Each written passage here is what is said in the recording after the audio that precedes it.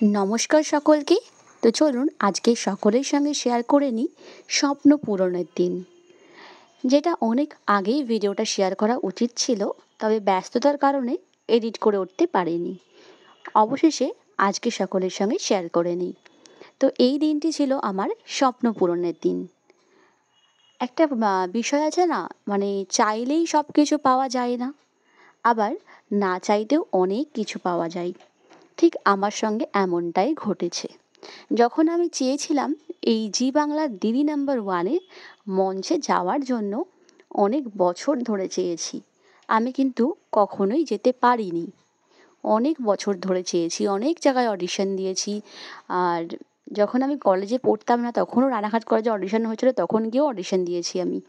তো যাই হোক, তখন কিন্তু আমি পাইনি, মানে চাইলেই পাওয়া যায় না।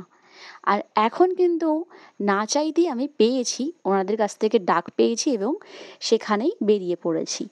এবং এমনভাবেই ডাক পেয়েছি যে ওনারা আগের দিনই আমার বাড়িতে এসেছিলেন সকাল 11টায়, এবং সন্ধ্যা সাড়ে ছটা বা 7টার সময় শ্যুটটা শেষ হয়েছে, মানে প্রোমো শ্যুট যেটা আপনারা দেখেছেন সকলে, সেটা আমার বাড়িতেই শ্যুট হয়েছে। জি বাংলা থেকে আগের দিন আমার বাড়িতে এসেছিলেন সকলে। সেটাই বললাম যে চাইলেই সব পাওয়া যায় না, বা না চাইতেই অনেক কিছু পাওয়া যায়। তো এটাই হয়েছে আমার সঙ্গে ঘটেছে। এটা এখন আমি কোনো মতেই চাইনি, কিন্তু অনেক কিছু পেয়েছি। যে জি বাংলার থেকে আমার বাড়িতে এসে ওনারা শ্যুট করে নিয়ে গেছেন এবং আমাকে দিদি নাম্বার ওয়ানে মঞ্চে ডেকেছেন। তো বেরিয়ে পড়েছি আমার স্বপ্ন পূরণের উদ্দেশ্যে। আর এই স্বপ্ন পূরণের উদ্দেশ্যে যাচ্ছি, আমার সঙ্গে যাচ্ছে আমার মামা, মাসি, প্রিয় বন্ধু তুফান, আর আমাদের ড্রাইভার যিনি আছেন ঘোস্তা। আর আমার মা যায়নি, মার শরীরটা খারাপ ছিল, তো সেই জন্য মা যেতে পারিনি। তবে এই স্বপ্ন কিন্তু পূরণ শুধু আমার একার স্বপ্ন পূরণ নয়, আমার মায়েরও।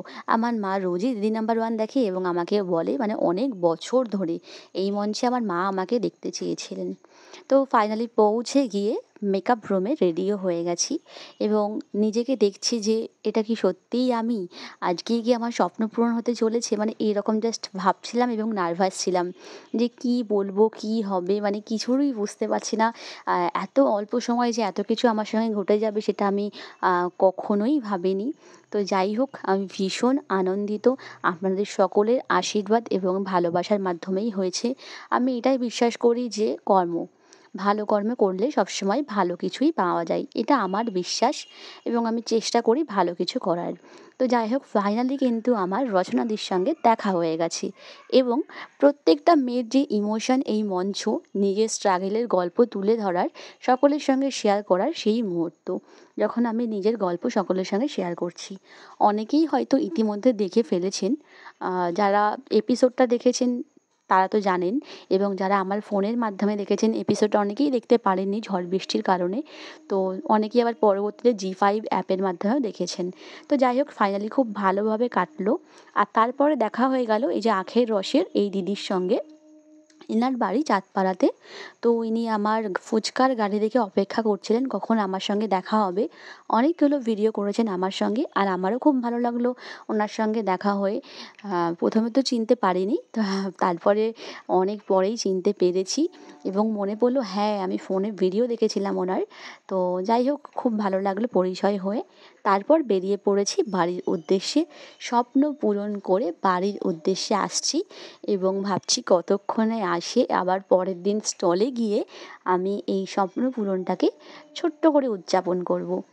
বাড়ি এসেই পরের দিন স্টলে ছোট্ট করে স্বপ্ন পূরণ উদযাপন করলাম। প্রথমে ভেবেছিলাম বাড়িতেই করব, তারপরে ভাবলাম না, যেটার জন্য হয়েছে আমার বিয়ের ফুচকা দিদির স্টল, তাই স্টলে গিয়েই করব। মামাকে ডেকেছিলাম, মামার পেটে ব্যথা ছিল বলে আসতে পারেনি। তো আমার প্রিয় বন্ধু ছিল সঙ্গে এবং ব্লগার দাদা ভাইরা সকলেই ছিল। তো ভীষণই খুশি আমি। আর এই খুশিটা কিন্তু অনেক বড় অবদান যাচ্ছে আমার প্রিয় বন্ধু তুফানের। ও না থাকলে কিন্তু জি বাংলার শ্যুটটাও সম্ভব ছিল না, আর বিয়ের ফুচকা দিদি হয়ে ওঠাটাও সম্ভব ছিল না।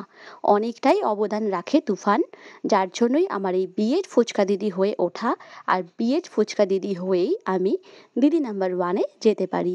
তো সব কিছুতে কিন্তু ফুটেজ খায় না তুফান, তুফান কখনোই ক্যামেরার সামনে আসতে চায় না, তবে ওর অবদানটা রয়েছে।